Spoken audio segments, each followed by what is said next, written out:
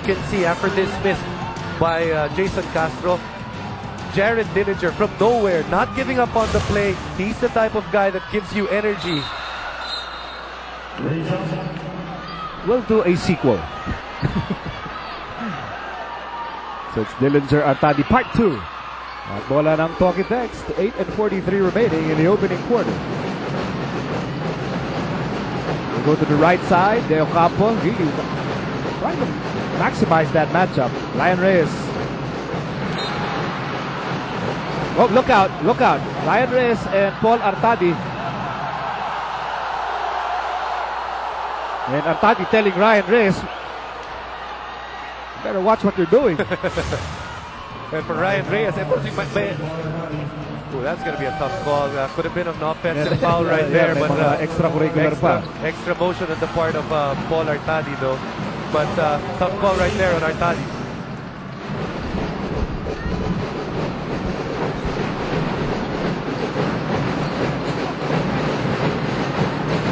Here's Dillinger from the corner. Good challenge by Washington. Oh, Arwin Santos could not secure the rebound. So bola pa rin ang Talking Text. Meron po silang bagong shot clock. We're still tied at 4 apiece.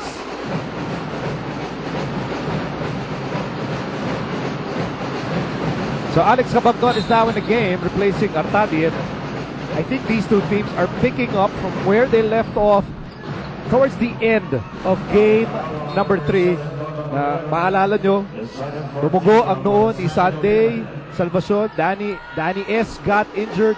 Some tough fouls given up in the latter part of that game. Hindi nakakalimutan yan, Jason. And I think of all the games so far in the series, this will be the most physical one because of those things that happened at the end of that game. And it would be critical to see how teams react, but at the same time, not overreact.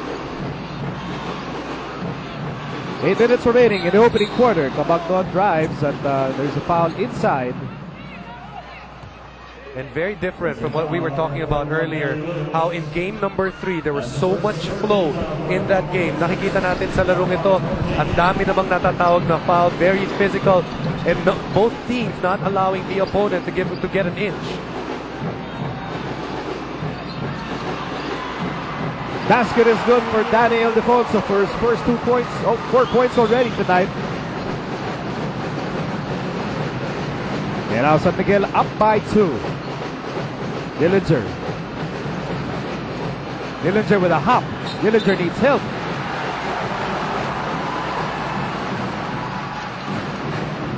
When the defense forces you to hesitate, dyan nagsisimula ang problema ng isang player.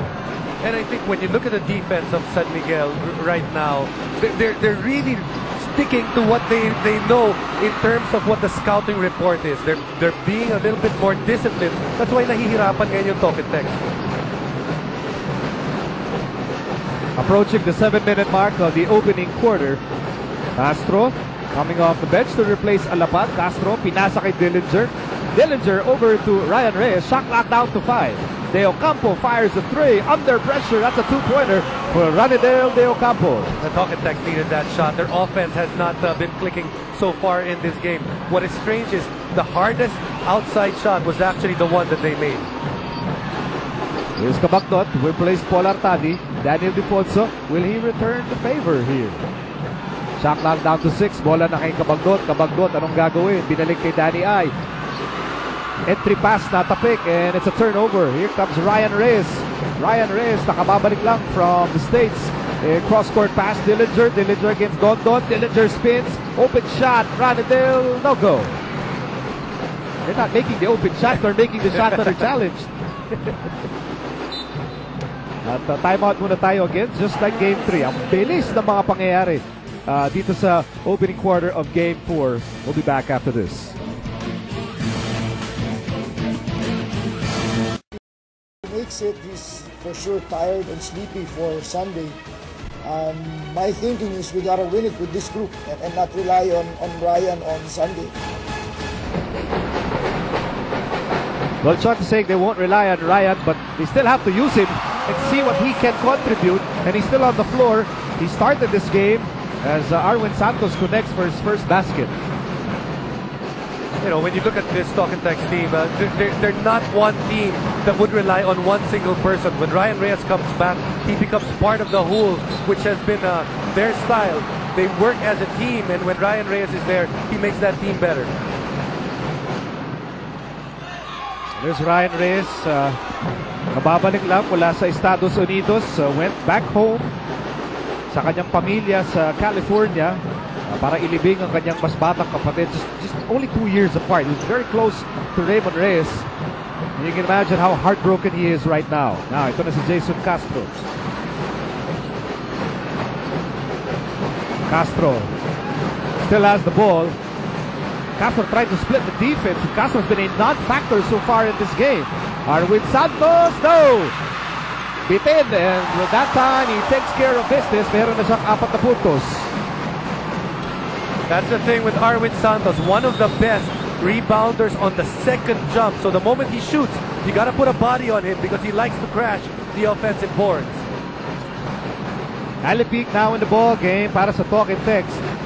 And here's Castro off the glass. That's a big basket for Jason Castro's confidence. You might be saying, bakit niya kailangan pa ng kumpiyansa? Ang ganda ng nilalaro niya. But in San Miguel's eyes, they did a good job on him in the game number 3. Here's the man with something to prove, with a lot to prove really against his former team. A team that apparently felt that he was not going to be part of their long-term plans. Yan ang Talk and Text, and Washington connects with a 3. Meantime, here's Ryan Reyes. Reyes goes inside. A lot of white shirts there, but not a problem. That timeout working wonders actually, not only for San Miguel, also for Talk and Text, that allowed their players to be able to get their minds back into the game. You can see the flow of the offense much better for both teams after that timeout. 2-point game para sa San Miguel. Shot clock down to 8. Magmamadali na si Cabagnod. Cabagnod, pinasa kay Danny I. Ildefonso inside the top angle para kay Washington.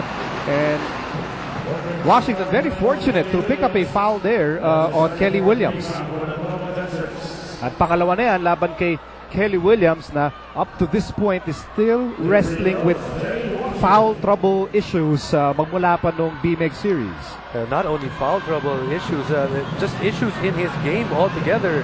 Kelly Williams only shooting 46% from the free throw line. In this finals, Miko is only averaging 5 points and 4.7 rebounds a game. That is not MVP standard. I mean, I don't know, Jason, if he can make a contention na magmula nung bumalik si Kelly from that Gilas stint, he hasn't gotten back into some sort of concrete flow, as a PBA player.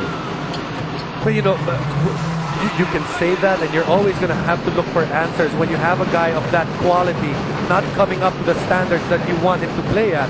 But bottom line, when you're that caliber, you have to come out playing in the finals. So, 4 nakabate ng San Miguel, 14-10, under 4 minutes remaining sa opening quarter. Joseph Yeo now in the game for the Beermen, kasama si Cabagnod. Washington, Dorian Peña also in with Arwin Santos.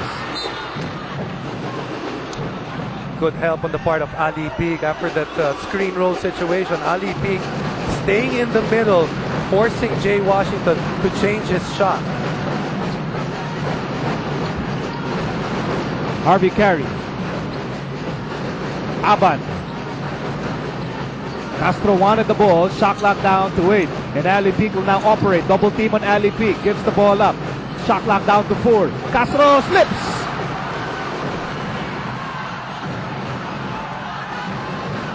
They are making life hard for Jason Castro, aren't they? Pati yung sahig, pinapahirapan siya.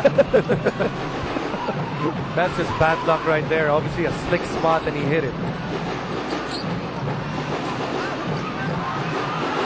Washington turns around and he was open at the post. And Jay Washington now with 6 points at 6 ang abante ng San Miguel Beermen. 16-10, 2:47 remaining in the opening quarter.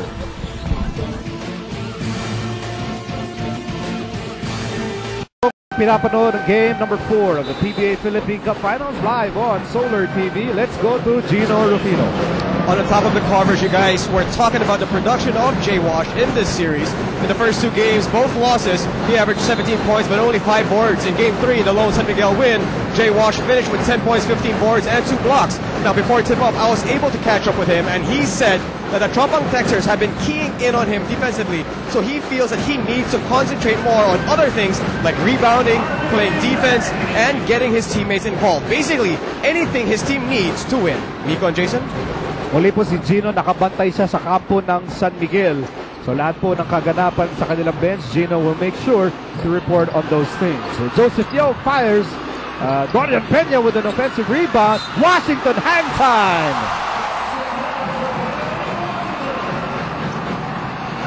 In this game, Nico, San Miguel getting a huge advantage in crashing the boards. Already the 3rd offensive rebound and the 3rd time that they've scored after that offensive rebound. Dorian Peña unable to get boxed out, but Larry for the share, and Jay Washington just using his God-given talent of staying up much longer than everyone else in the air. I'm not sure if you can actually develop hang time. Is that actually possible? Parang it's either you have it or you don't. Pero pag malaki chan mo, sigurado mo. Aray ko. Aray. Pusina naman tayo dyan. And Carey connects. Harvey Carey still trying to bring back that monster games that he had in the elimination round. Samantala 5 ang abante ng San Miguel. Here comes Washington. A cut by Yo. Could not retrieve that pass. Maybe spacing might not have been ideal in that situation.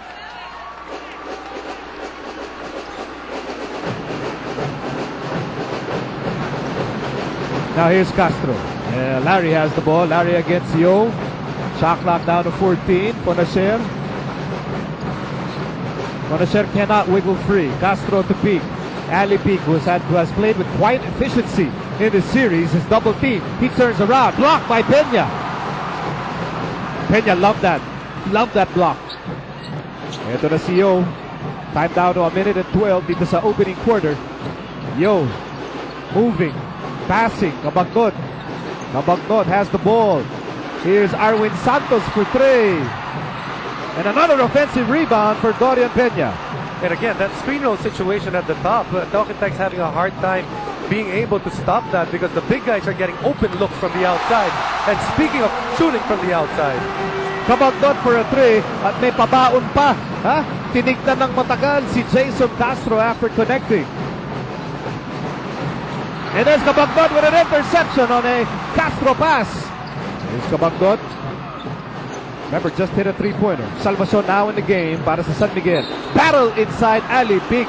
Tinulak si Dorian Peña. And I think Ali Peak is the only human being that can push capable of pushing Dorian Peña.